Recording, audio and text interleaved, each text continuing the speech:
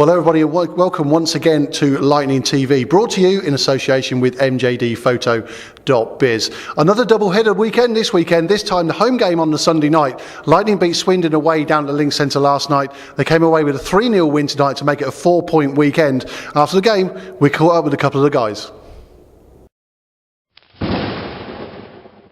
Before we talk about the game tonight, I think it's quite important that we just sort of very quickly talk about the injury to Adam Calder. Quite a serious injury. Tell me, how did it happen for people that weren't there? Sure. It was during the game. Adam took a check from behind that he took offence to, and to be fair to the player, I don't think there was any malice intended really. But as I say, Adam got up and they had a bit of a tangle, and as they fell. We don't know how, but Adam damaged his hip really badly. At that stage, we didn't know exactly the extent of the injury. He was in quite a bit of pain.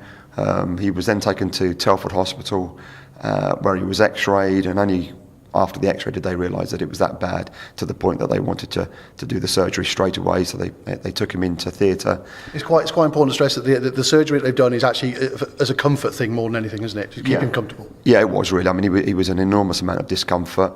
They thought the injury was that bad. It was almost like a car crash injury at the time, which was quite surprising. But the surgery was a good, went well. It was a success. At the end of that, he. I think we saw him on Wednesday, and he seemed much happier. In fact, he was discharged Wednesday afternoon. But the prognosis at the moment is that he needs to keep his weight completely off his leg for quite a lengthy period of time. And so we don't know how long it's going to be before we know whether what happens in relation to him going forward. But the most important thing was that he had the surgery, and that went well, and I think that was really, really important. I think there's two things to bear in mind here. First of all, it's been said before already in the Lightning press releases that first of all there was no malice intended, but also credit to everybody at Telford, the Telford organisation, everybody involved who were absolutely sterling in their efforts to get Adam sorted out and off to hospital. Yeah, I think Telford as a club were absolutely superb. Not only on the evening itself, I think after the game, Tom Watkins went across and spent time there as well at the hospital. He was there the next morning. I was abroad. I phoned Tom, and Tom was keeping me informed of what was going on. I have to say the whole Telford outfit were absolutely superb, first class, and you can rest assured if there's ever, I hope there never is an opportunity for us to reciprocate. We would help in any way we could as well. But they really were fantastic. Yeah, I totally appreciate that. With regard to people want to know what's going on, it's obviously a case of keeping an eye out for press releases, because this is a time thing, isn't it? This, more than anything, this is a time thing. Yeah, it is, but I think that the most, it's almost like you go in stages, and the first stage was to make sure that Adam was okay and had the operation. That went well, and that's all we focused on to begin with. Off of that, forgetting that, the guys playing without Adam, they're all missing him. We got a great weekend for us, good 4-point weekend, and I bet you to a T, every single player out there played that game, the 2 games, over the weekend for Adam. I got the impression that over this weekend, every single one of those guys out there has had the number 25 on his shirt somewhere. Yeah, absolutely, and to the point where Adam's shirt's up in his stall, it was hanging up. It was there for all the guys to see. But yeah, it was important that I think the guys got the 4 points this weekend, and they'll all be thinking of Adam. And I know that Adam tweeted as well to wish the guys well, both yesterday and today, and they will have all clocked that. And I know that he got quite a bit of ribbing back as well. So the sympathy stops at once he was out of the hospital, and now I think he's going to be getting quite a lot of ribbing from the guys. Yeah, it certainly looks that way. I've kept an eye on the Twitter feeds, and he's not just getting it from the Lightning guys, he's getting it from all over the place as well. So, but it's good to see. It's a bit, it's light-hearted. He's keeping his chin up, and it was also good to see as well the fans, streaming in to sign. Well, we could have done with a bigger card, to be honest with you, because the amount of signatures on that Get Well card from everybody here was phenomenal tonight. I mean, brilliant. But also, during the course of the week. And I know that we've passed some of the good wishes on to Adam, but we've had good wishes from a number of clubs, a number of officials in clubs, players, fans from other clubs, and it's been really, really nice that people have sort of wished Adam well, also on the forums, and people don't realise, but players see the forums as well. They do tend to keep their eye on there as well, just to see what's going on, and he'll have appreciated that. It's going to be. It couldn't have come. I mean, it's a bad time, that kind of injury for anybody. But I say good and bad. You know, obviously Lee flying off to Japan tomorrow with the GB setup leaves us slightly light on forwards over the next couple of weeks, doesn't it? As I'm talking, there's Lee Jameson over there pulling faces at me. But yeah, Lee's going across to. He's off to Japan. We're delighted for him. It's fantastic. Tony gave us a call midweek, and I have to say, to be honest, it was mixed emotions, and I think Tony realised as well that we were a bit short. But do you know what? It's these sorts of things that bring the guys together. You know, when you're down a few players and you think, right, you know what, we have to just dig a bit deeper, and we're going to have to get the points. You know, without the full squad here, and we've done it before, and we'll do it again. Brilliant. Well, Vito, I know that you know that sort of stuff is quite difficult to talk about sometimes. I do appreciate you coming on and updating everybody on the Adam situation. And obviously, we'll try and do that as we go along and see how things pan out. Absolutely. You know, whenever we can give any updates. I think one of the things that we did say to Adam was that we were going to try and get him down to a game as soon as possible, because he wants to get over to here to Milton Keynes. He wants to sort of see the guys, and we're just waiting for him to let us know when he's happy to come over, and then we'll have him here, even on crutches. We might even get him on the bench as well, sort of shouting a few instructions as well. Brilliant. Well, Vito, thanks very much for your time. Really do appreciate it. No problems. Pleasure. I think the guys needed that one.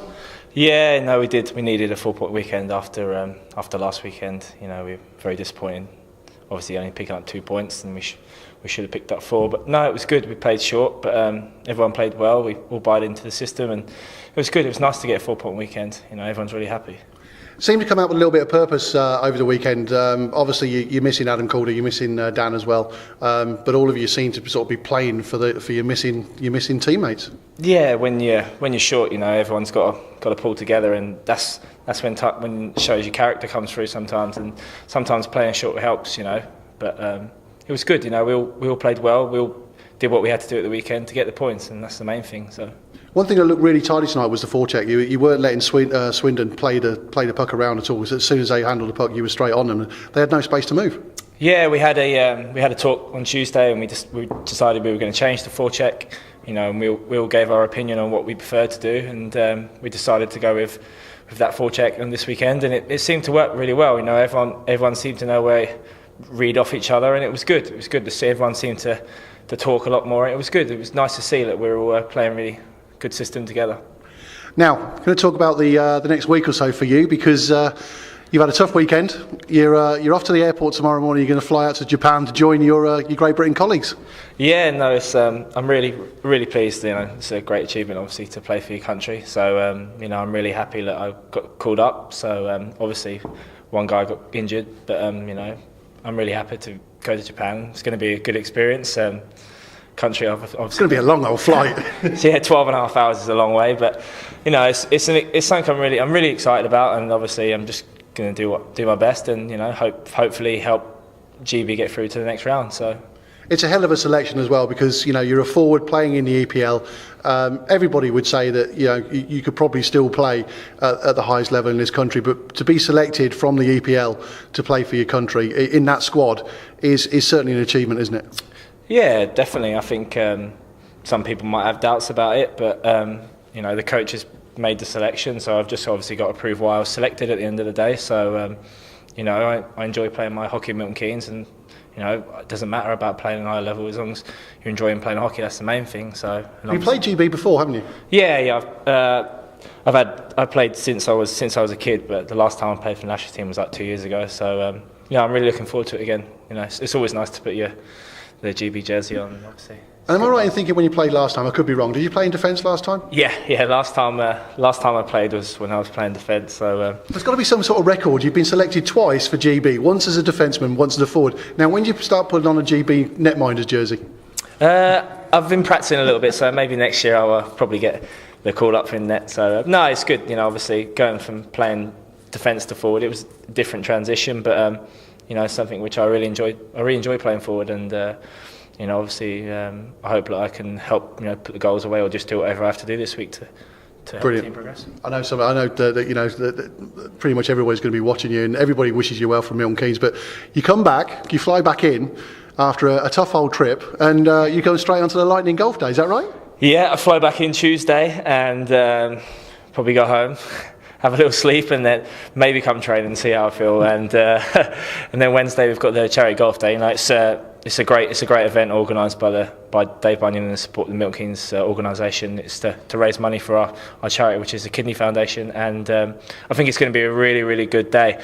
And you know, I think we've got a lot of players, and it's going to be like a Ryder Cup style competition. And you know, I think there might be some space still available, but you know, if anybody wants to help out the team by donating to the charity, it'd be really good. And I think it's going to be a great day. So if you want to come, look online on the internet and sign up. Yeah, it's as easy as that. The email address is dave@b2promodesign.com. You can get more details on there, or the Lightning website, which we'll give details out about later. But for now, Lee, have yourself a great trip down to Japan. We'll see you when you get back, and I'm sure I can speak for everybody in the Lightning organisation. Everybody's you know, connected with Lightning. Wish you all the very best out there, and it's going to be a hell of a trip for you. Yeah, thanks very much. Cheers guys. Well, as you heard Lee say there, Wednesday the 14th of November at Three Lots Golf Club is the annual charity golf day for Milton Keynes Lightning. For more information, as we said, just email dave@b2promodesign.com or look on the website for more information. It's as simple as that. Now, let's go and have a look at the rest of the weekend's results and see how that affects the tables come Sunday night. So only the 4 games on Saturday night, with Guildford and Manchester both having nights off to enjoy the fireworks. Lightning, of course, missing both Adam Calder and Dan Harris, secured the points with that 6-3 win over Swindon, with Lewis Christie taking the man of the match beers. Basingstoke took the points in a 6-2 win over a Slough Jets side that seems to have stuttered in the last 3 games, and Sheffield took the points in the Battle of the Basement Boys as they beat Peterborough 4-2 at Ice Sheffield. Bracknell went away from Telford with the points having beaten the Tigers 5-3. On to Sunday, and as well as the Lightning Swindon game, it was a full programme of league action once again.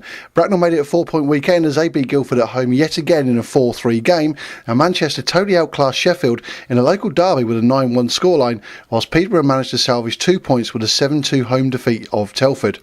Slough's fortunes appear to be picking up as they managed a hard-earned point on penalty shots against Basingstoke. Now onto the league table, and it's Bison who topped the pile once again from Manchester on goal difference. Bracknell move up to 3rd ahead of Guildford, courtesy of their win against the Surrey outfit, with Milton Keynes leapfrogging Slough. The bottom 4 remain unchanged, although Peterborough move ahead of Sheffield, courtesy of their 2 points on Sunday night. So there you go, an absolutely cracking 4-point weekend for Lightning, of course. Don't forget, this coming Wednesday night, 7:30pm face-off, it's against Slough Jets. Get down here early to get discounts on your tickets. That's going to be an absolute cracker. So that's pretty much all we've got time for this edition of Lightning TV. Many thanks for viewing, and we'll catch you next time. Until then, take care.